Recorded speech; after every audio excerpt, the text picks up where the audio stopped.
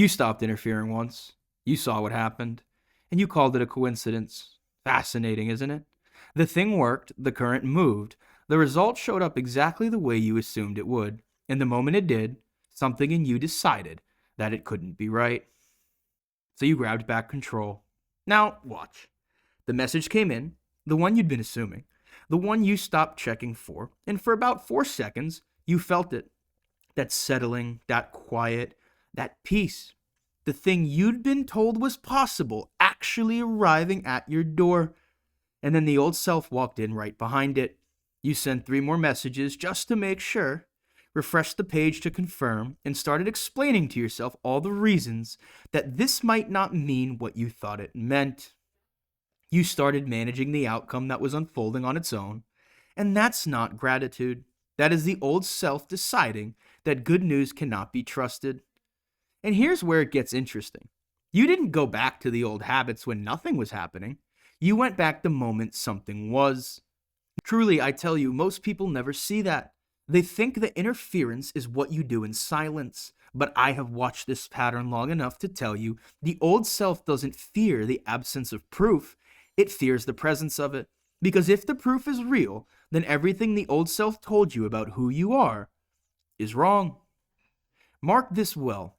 There was a man on a river, and the river was moving. He had not paddled, he had not steered, he had simply gotten in the boat and trusted the current. And the current took him, as the current does.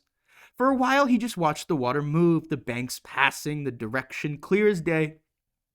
Something in him knew this was right. And then the current picked up. Things started moving faster than he expected. The destination was closer than he thought. And that's when he reached for the oar. Not because he was lost, not because the river had stopped, but because something arriving faster than expected felt dangerous. Felt like something needed to be managed. So he dug out the oar, shoved it in the water, and tried to steer. Tried to confirm he was going the right way, and the boat slowed. Not because the river forgot where it was going, but because the oar was fighting it. The river did not need his correction. It needed him to put the oar down. And yet there he sat, oar in hand, wondering why the current had slowed. Not understanding that he was the reason. Now, stay with me. Truly, I tell you, listen close. Because this is the part most people miss entirely. The interference didn't start when things stopped working. It started the moment they started. You felt the current pick up, and something ancient in you said, "This is too good to be true. This cannot simply be happening. Someone needs to take control of this." And so you reached for the oar. The old self is not stupid. It is not broken. It is simply running a program it learned a long time ago. A program that says, good things require management. Good things require supervision.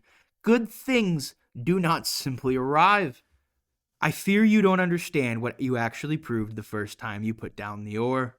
You didn't stumble onto a coincidence. You demonstrated the mechanism. You felt the current move. You felt the boat go exactly where it needed to go. And then you picked the oar back up and slowed it yourself. Then blamed the river. But it was your fault.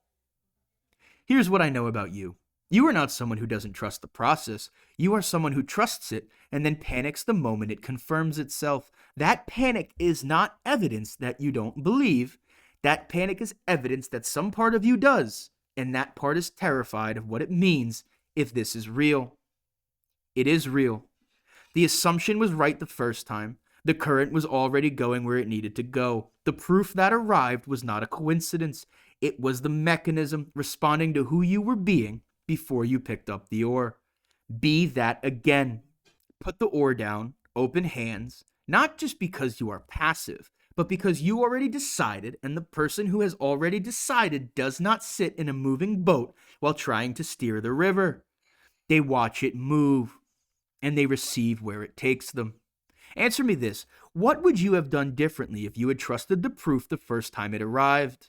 Comment below. And remember, this wizard believes in you.